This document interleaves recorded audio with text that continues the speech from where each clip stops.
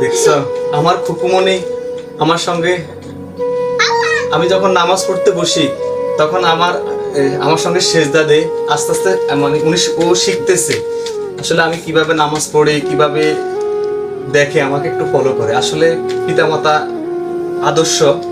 আদর্শ সব সন্তানদেরকে শিক্ষা গ্রহণ করা উচিত। এগুলা ফুল পবিত্র, ফুল শান্তির প্রতীক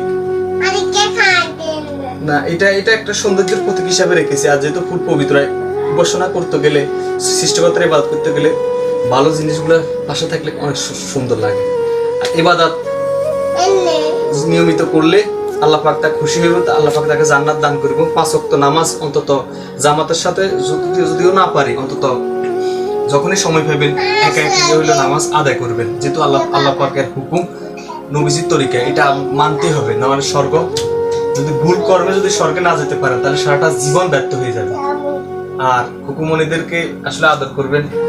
নামাজ পড়তে আসলে তারা আসলে একটু শতানি করে, তার জন্য দুষ্টামি এরা করবে।